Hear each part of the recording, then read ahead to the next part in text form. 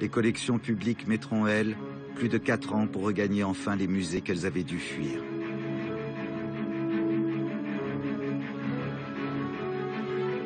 Aucune œuvre n'a été endommagée dans aucun dépôt.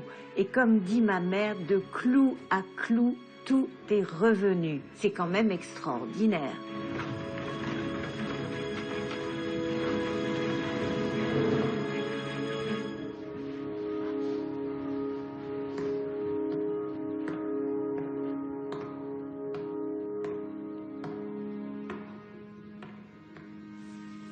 Avant même le retour des œuvres, Jaujard, médaillé de la Résistance, est nommé directeur général des Arts et Lettres.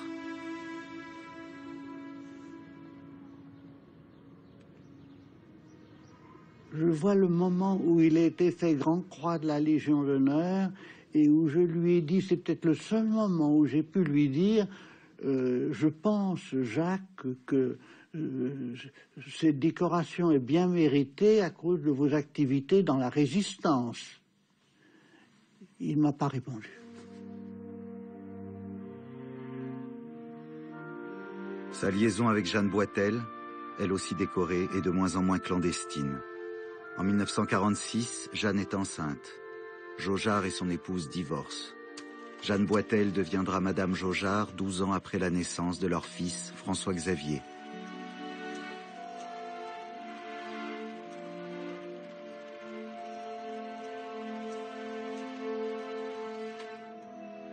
À la demande de Jaujard, Wolf Metternich, en récompense de son soutien, est décoré de la Légion d'honneur par le général de Gaulle au cours d'un voyage officiel en 1952. Un dîner au restaurant Le Drouan permettra des années plus tard de réunir à nouveau Wolf Metternich et Jaujard sous les applaudissements des anciens chefs de dépôt. En 1959, Jaujard est nommé secrétaire général du ministère de la Culture, que de Gaulle confie à son ami Malraux. Monsieur Malraux, 2 premières fois.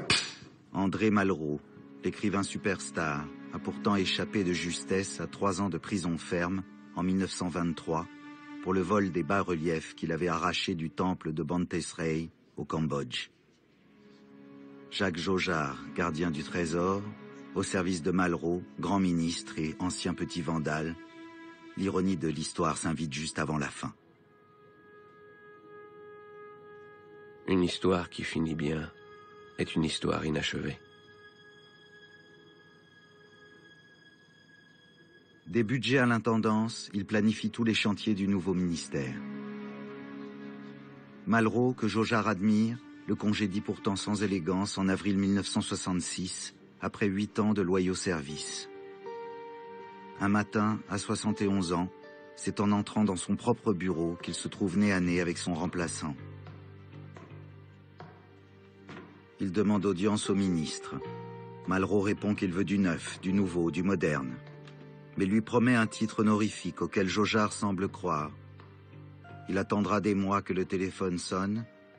Malraux n'appellera pas. J'ai essayé de le joindre au téléphone alors que j'étais à Stockholm, mais il a décroché et il m'a dit « Ah, c'est Jean, mais je suis obligé de te laisser parce que j'attends le coup de téléphone d'André Malraux. » Et il a raccroché très vite. Vraiment, cet homme qui ne vivait, à partir de cet instant-là, qui ne vivait que dans l'espoir qu'André Malraux allait lui téléphoner et qu'il pourrait continuer à servir l'État. Après 10 mois d'attente, Jacques Jaujard démissionne. Il meurt le 22 juin 1967 d'une embolie pulmonaire et probablement de chagrin. Malraux, qui l'a mis à la porte, fait baptiser de son nom une porte du Louvre donnant sur les jardins. Si nous mourons vieux, nous mourrons comme l'arbre, sans feuilles et sans oiseaux. Je ne suis pas parmi tant de rescapés d'eux-mêmes. Je suis ma victime. Depuis, Jacques Jaujard s'est fait oublier. Les héros très discrets restent toujours hors champ. Ce portrait de mémoire lui aura redonné peut-être, à défaut d'une place dans l'histoire, au moins une place sur la photo.